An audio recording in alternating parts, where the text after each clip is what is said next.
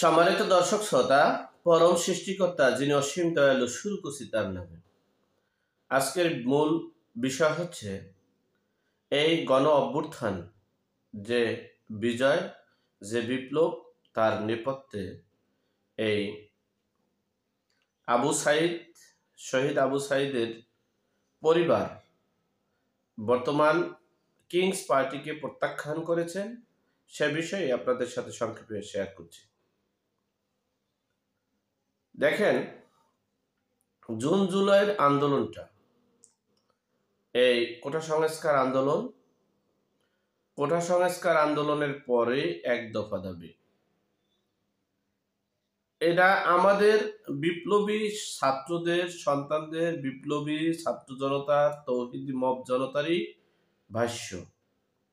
এমনকি আপনারা গতকালকে শুক্রবার দিন 3টা বাজে সেই মানিক মিয়া অ্যাভিনিউতে আপনারা দেখেছেন মঞ্চে সেই শহীদ আবু সাইদের ছবি, অর্থাৎ আমার ছবি ব্যবহার করে, আমাকে ব্যবহার করে, আমার সবকিছু ব্যবহার করে আপনারা অনেক কিছু করতে চান, কিন্তু আমার পরিবার, আমার আত্মীয় স্বজন, আমার ছেলে মেয়ে, আমার মা বাবা কি অবস্থায় আছে, ভাই বোন কি অবস্থায় আছে, সেটা দেখার বিষয় নয়। এই হলো দেশের অবস্থা। এই কিংস পার্টি তৈরি করার ঘোষণাপত্র আত্মপ্রকাশ করার পূর্বে সকল রাজনৈতিক দলকে, শুধু আওয়ামী লীগ, জাতীয় পার্টি এবং তাদের 30টি দল বাদে বাকি যারা ছিল তাদের সকলকে দাওয়াত দিয়েছে এবং শহীদের পরিবারদেরকে দাওয়াত দিয়েছে। কিন্তু দুঃখের বিষয়, আবু সাইদের পরিবারকে কেউ দাওয়াত দেয়নি, কেউ তাদেরকে একবারও বলেনি। কিন্তু প্রতিটা মুহূর্তে বক্তব্যে আপনারা শুনবেন সার্জিস আলম, হাসনাত আবদুল্লাহ, নাহিদ ইসলাম সহ সকলের কাছে যে আবু সাইদের রক্তের বিনিময়ে, রক্তের উপর দাঁড়িয়ে আছে বাংলাদেশ। সেই আবু সাইদের পরিবারকে মূল্যায়ন করা হলো না। আবু সাইদের ভাই তিনি বলল যে আমাকে এবং আমার পরিবারকে কেউ দাওয়াত দেয়নি, একটাবার কেউ খবরও নেয়নি যে একটা রাজনৈতিক দলের আত্মপ্রকাশ করবে। আমাকে অন্য এক শহীদের বাবা বলছে, সকলকে দাওয়াত দিয়েছে, সকল শহীদ পরিবারকে দাওয়াত দিয়েছে, তুমি অমুক টাইমে অর্থাৎ শুক্রবার দিন বিকেলে মানিক মিয়া এভিনিউতে থাকবে। তো তিনি সেই শহীদের বাবার দাওয়াত পেয়ে তিনি আসছেন। আসার পর তিনি বসছেন।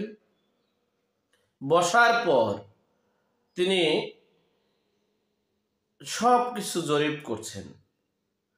এখন এরপরে যেটা নাগরিক টিভিতে দেশে, সেই সাক্ষাৎকারটাই কিন্তু আপনাদের কাছে স্পষ্ট ভাষায় বলতেছি, একটু মিথ্যে এবং বানাইয়ে বলছি না।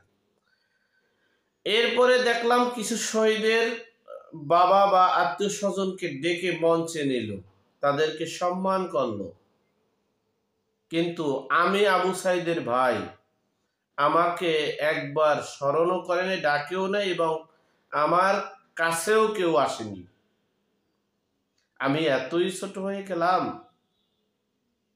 আমাদের কোনো মূল্যায়ন নেই। এখনই আমাদের এই অবস্থা, ভবিষ্যতে কি হবে? ঠিক এভাবে বলেছে। এখন আমি একটু বিশ্লেষণ করি, আপনাদের সাথে শেয়ার করি। দেখে যেই আবু সাইদের ছবিটা দেওয়া হলো, তাহলে সর্বপ্রথম চিন্তা করা উচিত ছিল যে আবু সাইদের পরিবার থেকে কেউ আসছে কিনা, বা তাদেরকে দাওয়াত দিতে হবে, এবং দাওয়াত মিস করলাম, তারা আসছে কিনা, এবং তাদেরকে এই যে বিপ্লবের যে, এই যে আন্দোলনের যে সফলতা, এবং যারা, আমি বারবার বলেছি, যারা আহত হয়েছেন এবং যারা নিহত হয়েছেন তাদের পরিবার, এমনকি প্রাইভেট ভার্সিটি বেসরকারি বিশ্ববিদ্যালয়ের সকলের সমন্বয়ে একটা দল করলে সেটা সফল হতে পারে। কিন্তু সেই আবু সাইদকে পুঁজি করে বিশ্ববাসীকে দেখাইল, কিন্তু সেই আবু সাইদের পরিবার বঞ্চিত হলো, অপমানিত হলো, লাঞ্ছিত হলো কেন? আবু সাইদের চেয়ে যারা বেশি বড় তাদের ছবি দেওয়া হয় না কেন? যাদেরকে মঞ্চে ডাকা হয়েছে তাদের ছবি দেওয়া হয় না কেন?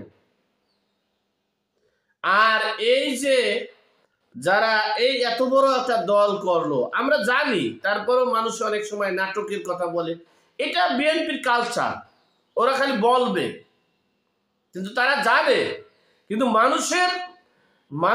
দেশের জনগণকে নিয়ে সিনেমিনি খেলার জন্য ওরা গতানুগতিক ভাবে বক্তব্য দেয়। কিন্তু এরা তো কিংস পার্টি, এখানে হাজার কোটি টাকার লেনাদেনা হয়েছে, তারা ডলারের গরমে এত কিছু করতে পেরেছে। এটা টাকা না, টাকা আপনি কয় টাকা দেবেন, এটা ডলারের গরমে এত কিছু হচ্ছে এবং হবে।